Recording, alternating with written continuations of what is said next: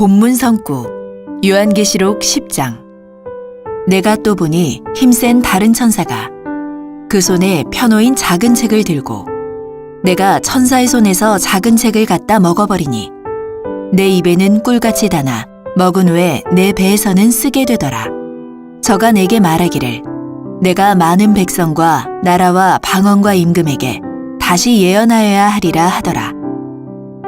요한계시록 10장 펴놓인 작은 책 한기총 소속 교단 장로교의 교리 신약 성경 신천지 예수교 증거장막 성전의 교리 예언대로 나타난 실체를 증거하는 계시 말씀. 네, 성도 여러분 반갑습니다. 저는 신천지 예수교 강사 이정수입니다. 자, 오늘 이 시간에는 계시록 10장에 나오는 펴놓인 작은 책에 대하여 신천지의 정통 교리와 한기총의 거짓 주장을 알아보도록 하겠습니다. 자, 계시록 10장 1절부터 2절을 보니 하늘에서 천사가 내려오는데 이 천사의 손에는 펴놓인 작은 책이 있다고 합니다. 이 책은 원래 계시록 5장에 하나님의 오른손에 7인으로 봉해진 책이었습니다.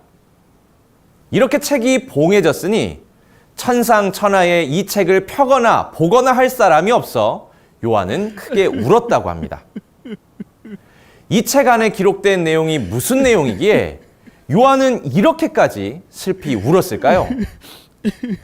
자, 그러나 다행히 예수님께서 이기심으로 이 책을 취하시고 그 인을 떼어 펴신 후 천사를 통해 요한에게 전달해 주신 것이 바로 오늘 이 본문에 펴놓인 작은 책입니다. 자, 그리고 이것을 요한에게 받아먹고 가서 세상에 전하라고 지시하셨습니다.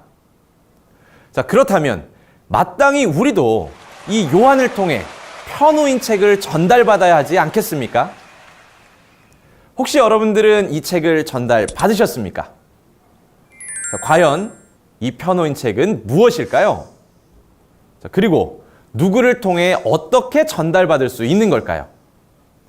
자, 이 시간을 통해 확실히 알아보도록 하겠습니다.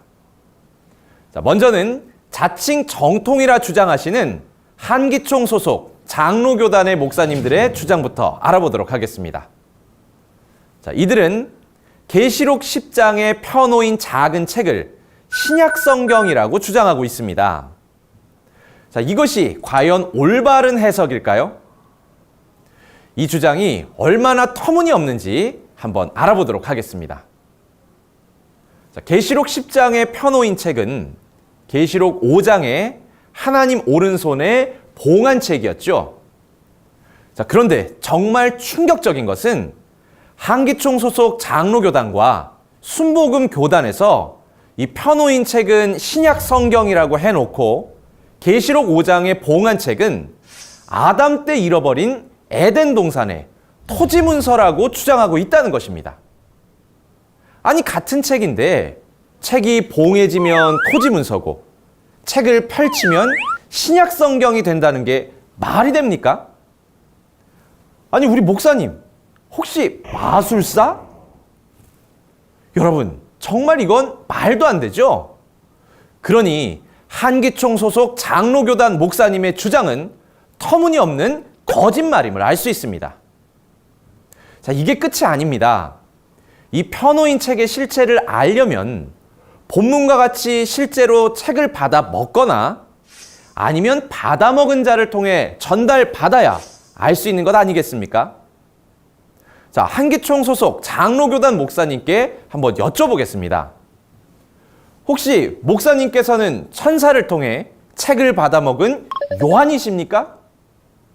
자, 아니면 이 요한을 통해 책을 전달받은 적이라도 있습니까? 아니, 그것도 아니라면 이 펴놓인 책을 구경이라도 해보셨습니까? 자, 이와 같이 본 것도 없고 받은 것도 없는 자가 봉한 책은 토지 문서다, 펴놓인 책은 신약 성경이다, 이렇게 자의적으로 말하는 것은 명백한 거짓이 되겠습니다. 자, 그럼 지금부터 계시록 10장에 펴놓인 작은 책에 대한 신천지의 성경적인 바른 증거를 알아보도록 하겠습니다. 먼저 이 펴놓인 책이란 열어서 보여준다 하여 이것을 계시라고 합니다. 그러나 반대로 계시록 5장과 같이 열지 못하게 꼭 붙이거나 싸서 막은 것을 봉함이라고 합니다. 자, 그럼 봉함된 것은 무엇이며 계시는 왜 해야 하는 걸까요? 다니엘 12장 4절과 이사야 29장 11절에 가서 보니 모든 묵시, 곧 예언서가 마치 봉한책이 되었다고 합니다. 그러니 봉함된 것은 바로 장래사가 기록된 예언서라는 것을 알 수 있습니다. 우리 성도님들 혹시 예언서 읽어보셨나요? 읽어보니 이해가 쉽게 잘 되시던가요? 자, 이렇게 예언서를 아무리 읽어도 이해가 잘 되지 않는 까닭은 예언의 실체가 나타나기 전까지 비유로 봉함되어 있기 때문입니다. 자, 반대로 펴놓인 책, 곧 계시란 비유로 감추었던 예언이 때가 되어 실체로 나타났을 때 그 실체를 보고 듣고 증거하는 것을 말하는 것입니다. 그러니 정리하자면 오늘 본문의 펴놓인 책이란 한기총 소속 장로교단의 주장처럼 신약 성경을 말하는 것이 아니라 성경의 예언대로 나타난 실체를 증거하는 계시의 말씀이 되겠습니다. 자, 하나님께서 우리에게 예언을 주신 이유는 요한복음 14장 29절의 말씀과 같이 이룰 때 믿게 하기 위함이었습니다. 그러나 계시록 10장 같이 하늘에서 열어준 계시의 말씀을 전달받지 않는다면 아무리 예언의 실체가 나타난들 결코 알아볼 수 없지 않겠습니까? 그러니 누구든지 이 계시의 말씀을 전달받아야 하는 것입니다. 자, 그럼 이 계시는 누구를 통해 또 어떻게 전달받을 수 있는지 한번 알아보도록 하겠습니다. 네, 하나님께서는 구약과 신약의 계시 전달 과정을 미리 설계해 놓으시고 때가 되면 그대로 이루시게 됩니다. 이 신약의 계시 전달 과정은 구약과 같은 노정으로 전달되기에 먼저 구약 계시 전달 과정을 알아본 후 이어 신약 계시 전달 과정까지 알아보도록 하겠습니다. 자, 구약 예언서인 이사야 29장 9절부터 13절에 가서 본 바 세상 목자들이 소경이 되어 모든 묵시가 그들에게 마치 봉한책이 되리라 하셨습니다. 이 소경된 목자들이 사람의 계명으로만 가르치니 성도들은 입술로는 하나님을 존경하나 그 마음은 하나님에게서 멀리 떠난다고 합니다. 자, 그럼 이 봉한책은 언제 열리게 되는 걸까요?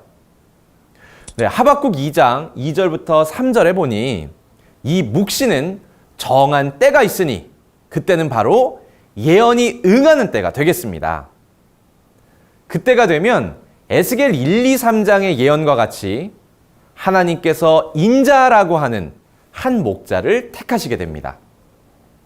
그리고 이 목자에게 펴놓인 책, 곧 계시의 말씀을 받아먹게 하시어 사람의 계명으로만 가르침을 받은 이 패역한 이스라엘 백성에게 가서 전하라고 지시하게 됩니다. 그러니 오직 인자와 같은 약속한 목자 한 분을 통하지 않고서는 계시의 말씀을 전달받을 수 없는 것입니다. 자, 우리 성도님들은 이 구약 성경의 약속대로 펴놓인 책을 받아먹고 전하는 이 인자가 누구인지 알고 계십니까? 네, 눈치채셨다고요? 맞습니다. 그분은 바로 인자이신 예수님이십니다. 이 예수님이 오시는 초림 때는 요한복음 19장 30절처럼 구약의 예언이 성취되는 때였습니다. 이때 하나님께서 예수님에게 찾아오셔서 펴놓인 책, 즉 계시의 말씀을 주시고 사람의 계명으로만 가르침을 받은 패역한 이스라엘 백성들에게 전하게 하셨습니다. 마태복음 11장 27절에는 아들과 또 아들의 소원대로 계시를 받는 자 외에는 하나님을 알 자가 없다고 하셨고, 요한복음 17장 3절에는 참 하나님과 예수님을 알아야만 영생할 수 있다고 했으니, 초림 때 세상 모든 신앙인들은 오직 예수님 한 분을 통해 계시를 받아야만 구원과 영생을 얻고 그토록 소망하는 천국에 들어갈 수 있었던 것입니다. 자, 그럼 이제 정말 중요한 이 신약 계시 전달 과정을 알아보도록 하겠습니다. 네, 신약 예수님의 계시 전달 과정은 계시록 1장 1절에 잘 나와 있습니다. 자, 보시는 바와 같이 하나님, 예수님, 천사, 요한, 종들 순서가 되겠습니다. 자, 먼저 계시록 5장에 하나님의 손에 있는 7인으로 봉한 책을 예수님께서 이기심으로 취하시고 계시록 6장과 8장에서 그 인을 떼시게 됩니다. 이렇게 펴놓인 책을 계시록 10장에 천사에게 주시고 사도 요한과 같은 한 목자에게 받아 먹게 하신 후 이것을 종들에게 전하라 지시하신 것입니다. 자, 결국 하늘에서 펴놓인 책을 주신 이유는 이 땅의 종들에게 보이기 위함이었습니다. 자, 이 종들은 바로 계시록 7장에 입맞은 12지파 14만 4천과 예수님의 피로 씻은 흰 무리들입니다. 이들은 계시의 말씀으로 입맞아 하나님의 나라가 되고 백성이 되는 자들입니다. 그러니 초림 때와 같이 계시록의 예언이 성취되는 주 재림 때에도 계시받은 약속의 목자 한 분이 반드시 출현해야 하는 것입니다. 이 약속의 목자는 계시록 전장의 사건을 보고 들은 유일한 증인이며 예수님께서 교회들을 위하여 계시 말씀을 증거하라고 보내신 예수님의 사자입니다. 그러니 오늘날 이 요한과 같은 약속한 목자 한 분을 통하지 않고서는 세상 어느 누구도 계시의 말씀을 전달받을 수 없는 것입니다. 또한 이 약속의 목자가 증거하는 계시의 말씀을 듣고 지키는 자에게 복이 있다 했으니 오늘날 세상 모든 신앙인들은 오직 이 약속한 목자 한 분을 통해 계시의 말씀을 전달받아야만 구원과 영생의 복을 받고 소망하는 천국에 들어갈 수 있다는 것을 오늘 분명히 아셔야겠습니다. 자, 오늘은 계시록 10장에 펴놓인 작은 책에 대해서 알아보았습니다. 한기총 소속 장로교 목사님은 이 펴놓인 책을 신약성경이라 주장했습니다. 이는 본 것도 들은 것도 없는 자의적으로 해석한 거짓입니다. 반면 신천지는 예언대로 나타난 실체를 증거하는 계시의 말씀이라고 성경적으로 증거하였습니다. 이는 약속의 목자가 사건의 현장에서 보고 들은 참 진리입니다. 요한복음 14장 24절에 보니 2000년 전 예수님의 말씀은 예수님 안에 계신 하나님의 진리의 말씀이었습니다. 신천지 약속의 목자는 계시의 말씀을 받아 먹으셨기에 인류 최고의 진리를 증거하실 수 있는 분입니다. 그러니 누구든지 신천지 약속의 목자를 만나서 하나님의 씨로 거듭나야만 참 하나님의 자녀가 되어 천국에 들어갈 수 있는 것입니다. 하지만 반대로 요한복음 8장 44절부터 47절에 보니 사단이 들어쓰는 사단의 목자는 거짓말을 합니다. 그러니 오늘 확인하신 바와 같이 거짓을 주장하는 한기총 소속 장로교단의 목사님들은 그 속에 마귀의 영이 있음을 스스로 증거하고 있는 것입니다. 거짓말을 증거하는 것은 마귀의 씨를 뿌리는 것이며 그 씨로 나게 되면 마귀의 자식이 되어 불과 유황이 있는 지옥으로 갈 수밖에 없는 것입니다. 현재 여러분은 본 것도 없이 사람의 계명을 가르치는 한기총 소속 목사와 함께하고 계십니까? 아니면 계시의 말씀을 증거하고 있는 신천지 약속의 목자와 함께하고 계십니까? 신천지 약속의 목자는 계시의 말씀을 통해 하나님의 실존한 자들을 추수하여 12지파 14만 4천을 인치고 어린 양의 피로 죄사함을 받은 흰 무리를 모아 하나님의 영원한 나라를 창조하고 있습니다. 이곳이 바로 신천지 예수교 증거장막 성전입니다. 이곳에 펴놓인 작은 책을 받아먹은 약속의 목자가 있기에 천상천하 누구도 풀지 못했던 요한계시록을 그 실체와 함께 밝히 증거하고 있는 것입니다. 이로 인해 말씀이 없는 한기총에서 떠나간 가나안 성도들이 계시의 말씀이 있는 이 신천지로 몰려오고 있는 것입니다.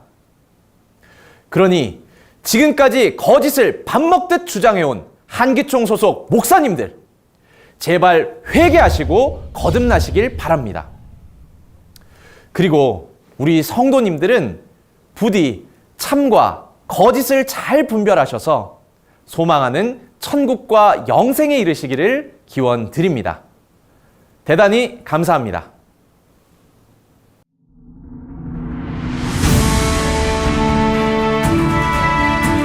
바른 증거를 한 것은 오직 성도들의 성경 지식과 올바른 신앙을 위한 것입니다. 주석 및 자의적 해설은 증거물이 없고 대신은 증거할 실상이 있습니다. 판단 기준은 성경 말씀에 입각해야 합니다.